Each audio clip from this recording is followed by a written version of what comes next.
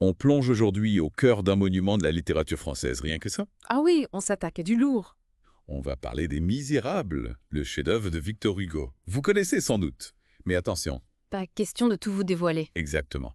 Plutôt que de vous faire un résumé barbant, on va se concentrer sur un personnage en particulier. Cosette. Cosette, oui.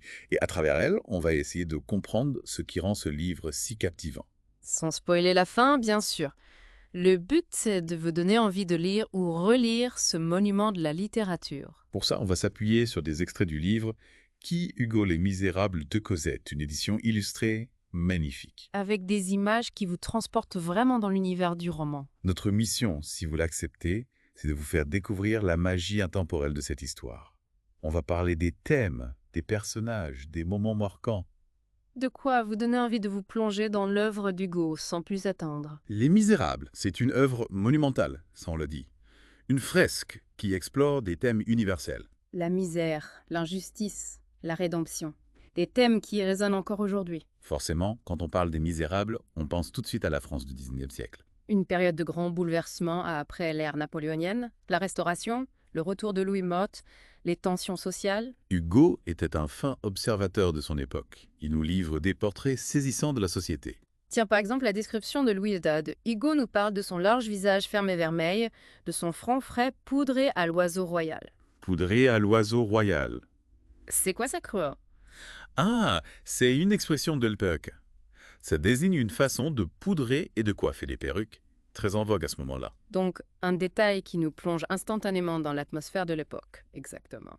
Hugo ajoute d'ailleurs ces devinettes. C'est ce gros homme qui est le gouvernement. En une phrase, il capture toute une atmosphère politique et sociale. Et c'est dans ce contexte troublé qu'évolue notre petite Cosette. Son enfance, c'est une véritable descente aux enfers. Sous la coupe des Thénardier.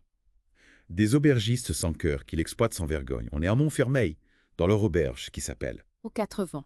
Et Chabot, café de particulier. Un nom presque poétique qui contraste cruellement avec la réalité.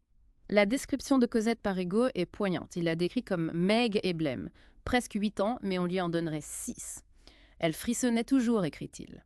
On imagine le froid, la faim. Ses vêtements, c'était de la toile trouée, rien de plus. Ses jambes nues étaient rouges et grêles.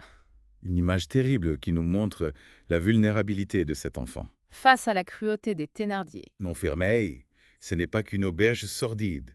C'est aussi un lieu chargé de mystères, de superstitions. La forêt qui entoure le village, c'est le terrain de jeu de toutes les légendes. On parle d'un homme noir qui cacherait un trésor. Et puis, il y a ce personnage de Boulatruelle. Ah, Boulatruelle, un ancien forçat devenu cantonnier. Il avait une réputation assez sulfureuse. Il paraît qu'il était souvent ivre et qu'il rôdait la nuit. On disait est-ce et Boulatruelle qui attrapera le diable ou le diable qui attrapera Boulatruelle. Un personnage ambigu qui ajoute au mystère de Montfermeil. Et qui nous rappelle que Cosette évolue dans un environnement hostile. C'est dans ce décor entre misère et superstition que Cosette va faire une rencontre qui va changer sa vie. La rencontre avec Jean Valjean, C'est dans la forêt, un soir, que leurs chemins se croisent. un moment clé du roman. Pour Cosette, qui n'a connu que la dureté, Jean Valjean est une apparition. Hugo écrit qu'elle sentit quelque chose comme si elle était près du bon Dieu. On imagine l'émotion, l'espoir qui renaît. Jean Valjean, c'est la bonté incarnée. Il va d'ailleurs prendre une décision radicale. Il va racheter Cosette aux Thénardier. La scène est incroyable. On voit toute la cupidité des Thénardier.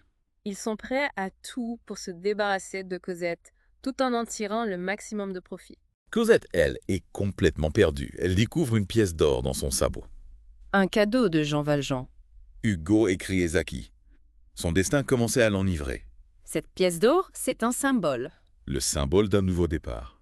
Mais aussi, peut-être une source d'angoisse.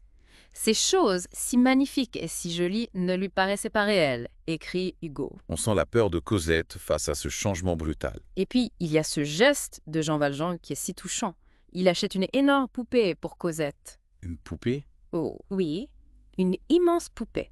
Un geste d'une tendresse incroyable. Pour Cosette, c'est un cadeau extraordinaire. Elle qui n'a jamais rien eu. Les Thénardier, eux, sont bien contents de se débarrasser de Cosette.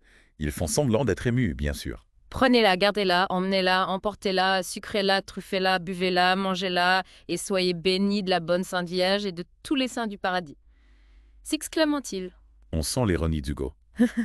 Derrière cette fausse bénédiction, il y a surtout le soulagement de se débarrasser d'un fardeau. Une fois Cosette libérée de l'emprise des Thénardier, Jean Valjean doit lui trouver un refuge, Et c'est au couvent du Petit Picpus qu'ils vont trouver asile. un lieu de paix, de silence, un vrai contraste avec l'enfer de Montfermeil. Cosette découvre une nouvelle vie. Elle n'avait jamais su ce que c'était que de se réfugier à l'ombre de sa mère, écrit Hugo. L'ombre de sa mère, une image forte. Au couvent, Cosette est entourée de silence comme ce cloître, de parfums comme ces fleurs, de paix comme ce jardin, de simplicité comme ces femmes, de joie comme ces enfants. Une renaissance pour elle. Au couvent, ils vont rencontrer Fauchelevent, Le jardinier, qui va jouer un rôle important dans leur histoire. il va les aider à s'intégrer au couvent. Ce qui est intéressant, c'est que les démarches que Jean Valjean entreprend pour entrer au couvent rappellent celles qu'il avait utilisées pour s'évader de prison, Ah oui, c'est vrai. comme une ironie du sort. Ou un symbole de la difficulté de se libérer du passé. C'est une question centrale dans Les Misérables. La question de la rédemption. Est-ce qu'on peut se racheter de ses erreurs? Jean Valjean, en sauvant Cosette, cherche peut-être à se racheter de son passé de forçat. C'est une interprétation possible. On en reste là pour aujourd'hui. On a suivi les premiers pas de Cosette. Son enfance misérable, sa rencontre avec Jean Valjean, son arrivée au couvent. On a effleuré quelques-uns des grands thèmes du roman sans dévoiler l'intrigue. J'espère qu'on vous a donné envie d'en savoir plus. Si vous voulez découvrir la suite de l'histoire, plongez-vous dans Les Misérables aux Aubats. Et pour prolonger le plaisir, on vous recommande le livre illustré qui est Hugo les Misérables de Cosette. Vous le trouverez facilement sur Amazon.fr. Il est vraiment magnifique. Pour finir, une question à méditer. Est-il possible de se reconstruire après l'adversité? Est-ce qu'on peut vraiment échapper à son passé de Des questions que nous posent les Misérables et qui sont toujours d'actualité. Merci de nous avoir suivis dans cette plongée au cœur de ce chef-d'œuvre. À bientôt pour une nouvelle exploration littéraire. Au revoir, Annie. Au revoir.